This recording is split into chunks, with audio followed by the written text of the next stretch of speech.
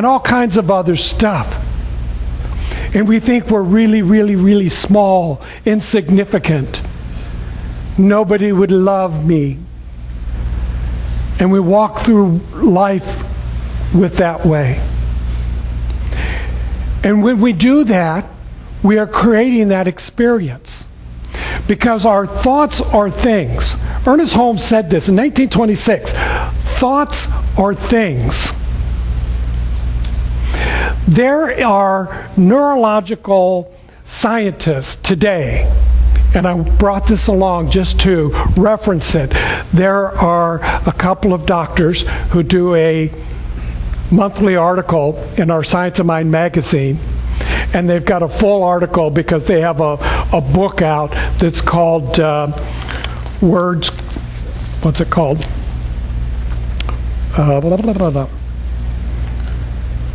Words can change your brain. Thoughts are things. 1926, Ernest Holmes said, thoughts are things. 2012, neurological scientists are telling us that our words can change our brain. Thoughts become things. Where is your thought? It's kind of like that commercial, what's in your wallet? What's in your thinking? What is in your thinking? Are you creating negative thoughts? You think you're not. But if you're sitting there watching the TV, particularly now with all the political campaigns, there are negative thoughts being presented out there because somebody has figured this out.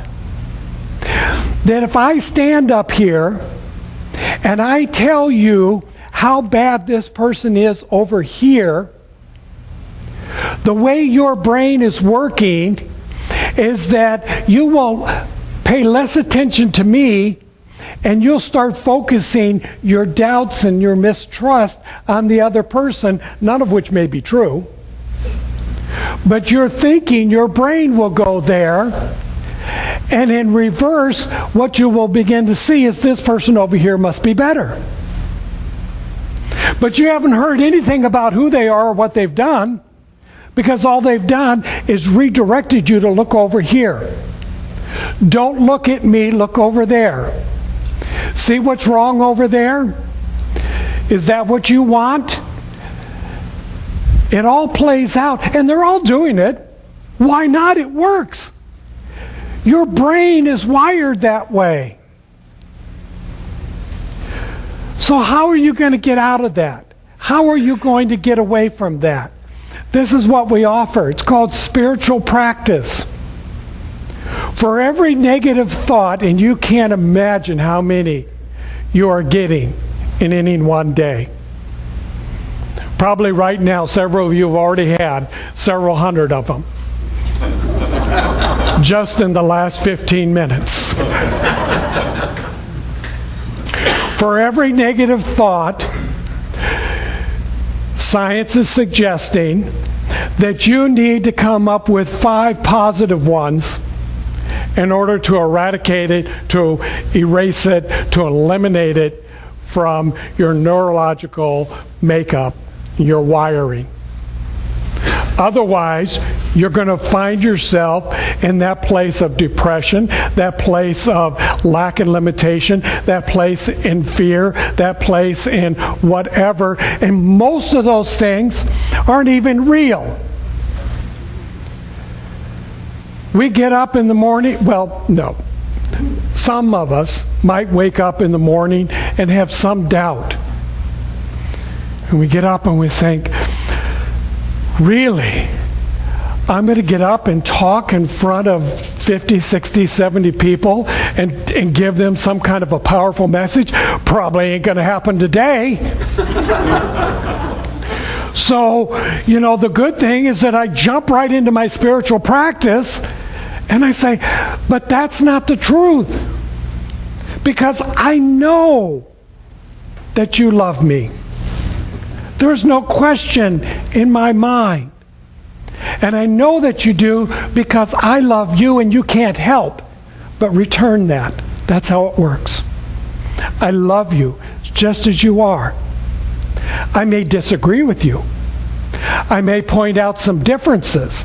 I might explain my interpretation versus your interpretation.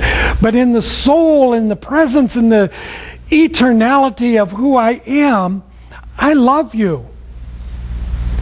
And with that in mind, I can show up here and I can share with you in this day, in this time, in this place, something great. Something more powerful than I am. Something more powerful than you are. Something more powerful than all of us put together. And that's what I'm calling, at least today, the divine presence. That's the level of my understanding right here, right now. That all of us together are in this atmosphere of the divine presence, making itself known. And how wonderful it is that we have our own interpretation. We have our own individualized thinking. It's what really brings us through all of the routines and the mundanes and the sufferings and the pains that show up in daily life, and allows us to show up the next day to do it again, and to do it better, and to do it more magnificent than we've done it before. So it's true. It's absolutely true. Take my word for this. The world is coming to an end as we know it. There is a new world. There is an awakened world.